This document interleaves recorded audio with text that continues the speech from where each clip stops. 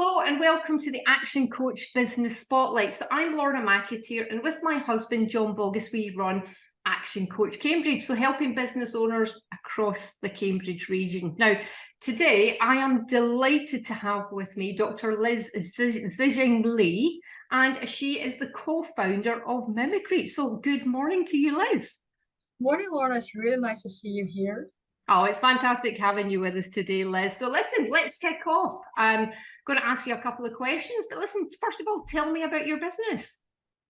So as you know, Mimicrete is actually a startup company from Cambridge University, and the main aim that we're trying to create is to actually make our building, our infrastructure be more durable and sustainable. So one of the key products we're currently developing is called self-healing concrete by embedding vascular system in concrete. So you can imagine that concrete has these veins in its body, and when the crack appears, these veins can heal the crack in the same way that our human body work. And this is amazing, isn't it? Absolutely. I have never come across anything like this before. So listen, tell me more. Definitely. So actually, this self-healing idea is coming from research for a long time, and I've been working on this in my PhD, with like 4 years PhD, working on vascular self-healing concrete.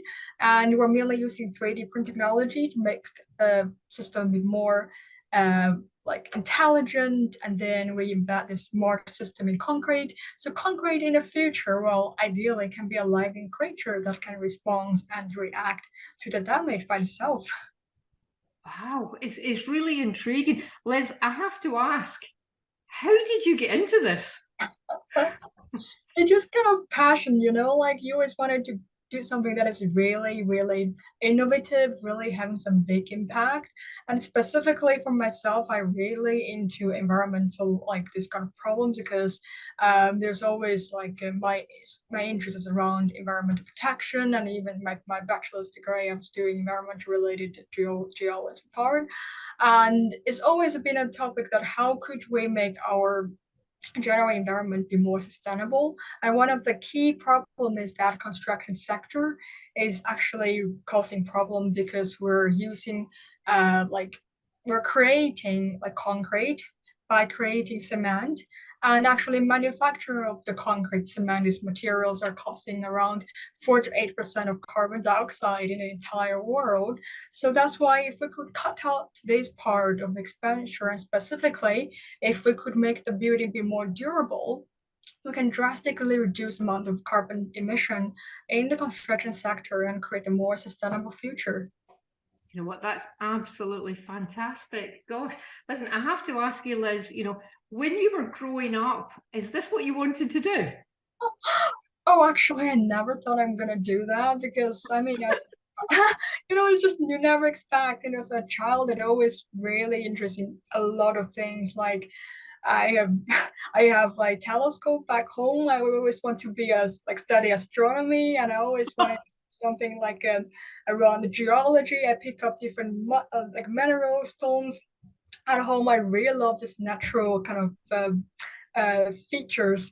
But then, like going going forward to my study, I was getting more involved in industry, getting involved in more kind of actual real world problems. I seriously wanted to actually make some impact in helping to create a much more sustainable future to make the life the place we're living become more like a lovely place to live. Sure, that's it is so unique. I mean, this is really, really interesting. I have to ask you, and I know that you've said already, that you're, fundamentally a startup company, but listen, what's been your biggest learning so far in business? Well, as you know, a startup company, they're always we're always expecting unknowns, and that's Hmm. always the most challenging thing. But the biggest thing I'm learning is actually to always follow our passion, because there will be always challengings and potentially problems that you thought you would never come over and you wanted to give it up. But the thing is, if you wanted to keep it up for just one more day, things might be changing, and Yep. to keep you be like this, you have to have passion. That's why this is, I think, it's by far the biggest learning that I have.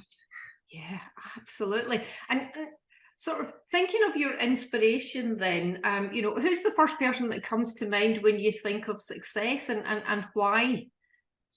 Well, I think it's a really challenging question, isn't it, in terms of defining like success? And well, I think there, from my perspectives, I think to how how to define the success is actually if we could successfully bring this technology for more wider audience in construction industry to use them is the first milestone of success, because Mm. well, our product's being validated by them in like if it's successful. But then a later stage, we really want to contribute to make our building actually be more intelligent, and we want to be the main driver to make this happen. I think that's the largest success we could make within Mimicrete, and also for our like the founders, actually how we actually foresee our success. You know what? That's brilliant, and it's very easy to see just how passionate you are about it, Liz. And you know what? With passion like that, it's going to be very difficult to not succeed. But in terms of the future, what do you see the future looking like, and any challenges that you might come across moving forwards? I think in the future, especially for construction industry and also for the new technology, always we have to wait like sometimes a bit longer because to the market because of the standard issues, safety Hmm. issues. We have to go through all the process, all the standard check, all the certification. So that's why I think might be some small challenge for us, but it won't be a fundamental challenge because all of these partners we discussed before, they're all expecting a new innovative sustainable materials Hmm. product that actually is one of our solution we're providing. So I think by having the partnership with them, by having these better understanding while collaborating with them, and we could better to deal with this challenge and make it happen in a quicker fast track. I hope so. And you know what? Fundamentally, getting your message out there to people, and getting things in place so people know who you are, and what you stand for. So, um, what would be the best advice that you would give your 18-year-old self? Well, I think the best advice that I wanted to give my 18-year-old myself is don't give any limitation for myself. Don't do that. You can do anything you like and you can achieve anything you like. That's the advice. Do you know what? And that is fantastic advice. Anything is possible. If you can dream it in your head, you can turn it into reality. And you know what? That's great advice to give any 18-year-old, not just people in business, but in life as well, as I have to say. But listen, just before we finish, is there anything else that we should know about Mimicrete? Maybe anything that you're working on at the moment, or just anything else that you would like to share?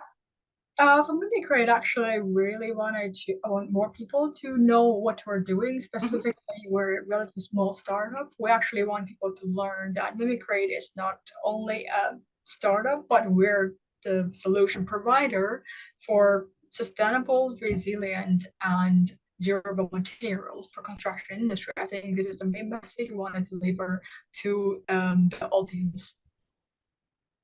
Brilliant. And listen, just before we wrap up, if people wanted to get in touch with you to find out more about what you do at Mimicrete, what's the best way for them to get in touch with you? I think, well, it's always nice actually to give us drop us an email, and then we can always organize a meeting or like have a quick chat, a coffee chat. Like it's always nice to like getting to know each other. Absolutely. Do you know what? That's brilliant. So get in touch on email or on phone, yeah, through your website. Yeah. Brilliant. Well, listen, Liz, it's been absolutely fantastic and fascinating having this conversation with you. Thank you so much for spending, your precious time with me today. It really has been an absolute pleasure. Thank you so much, Lorna, for your kind invitation. It's really lovely to be there. Thank you very much. Thank you.